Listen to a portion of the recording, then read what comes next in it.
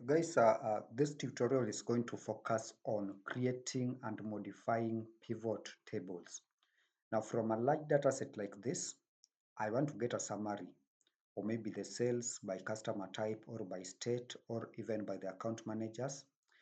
And the summaries of the total sales that I want to get, I want to either get it in terms of the average sales, the number of orders made, or even the average or even the totals for each and every year, for each and every account manager, and even with respect to the order priority. Now to do this, I'm going to use the pivot table.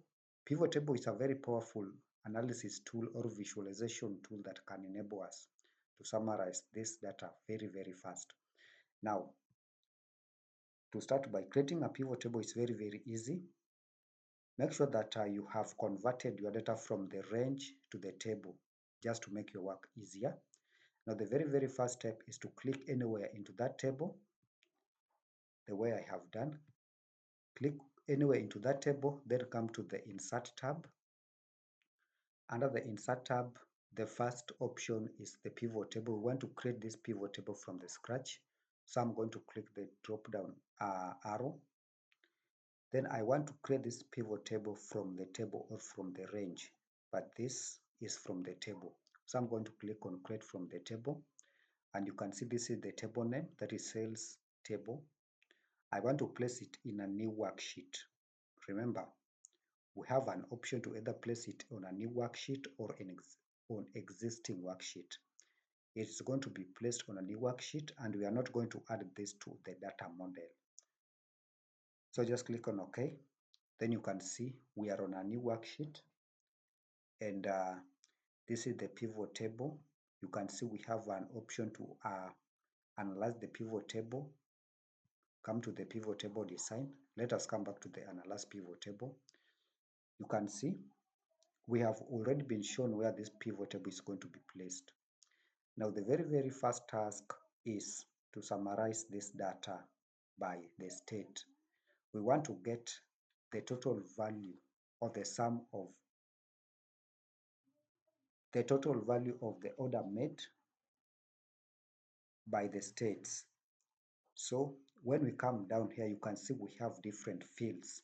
The first field is the filter field, the columns field, the rows field, and lastly we have the values field. Now anything that is going to go into the values field is going to be in numerical value. Anything that is going to go into the rows field is going to be in the text value. Now these are the only fields that whenever we click into any of these options, they are going to automatically come here. So any other one, you will have to drag and drop. Now let us start. We want the state to go to the arrows field. So you click on the state, and you can see now we have the states, and you can see we only have three states. That is the NSW, VIC, and WA. The second thing, we want to get the total. Now for each state, what was the value, the total volume of orders made for each state? Let us come here and just click total. It is somewhere, then we are just going to click on total. Then the sum of total is going to be added to the values field. Then you can see we have it here, the values field. That is what we have.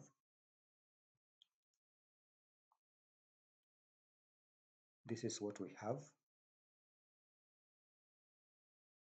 Then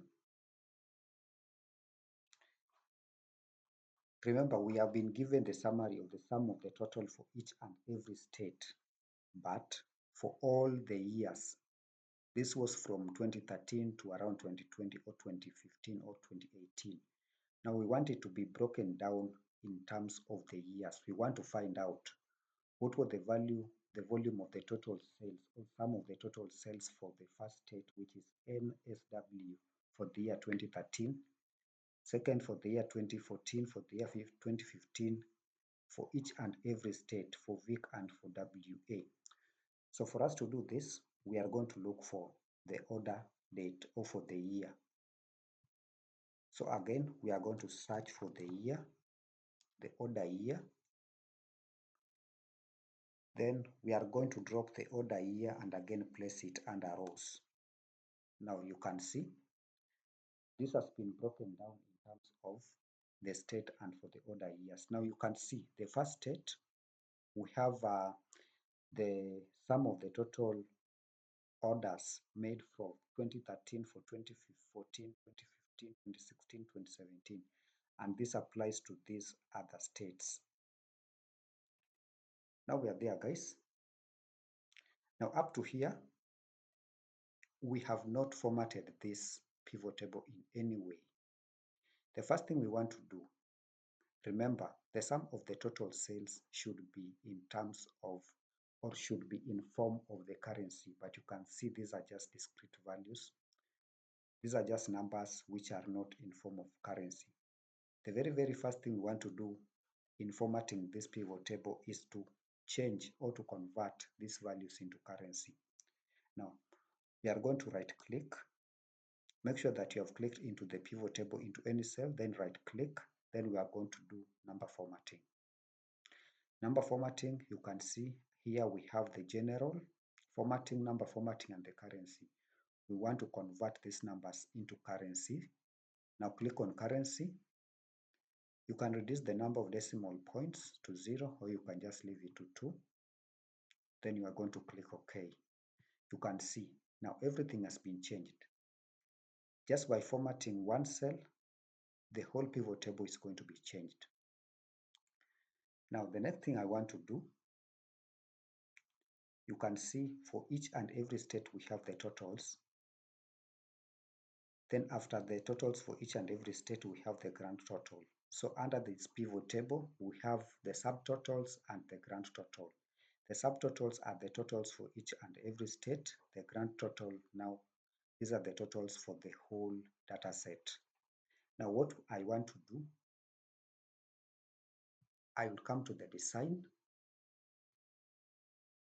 come to the subtotals. You can see the subtotals option is at the top most corner. I may decide not to show the subtotals. When I click do not show the subtotals, let us come again.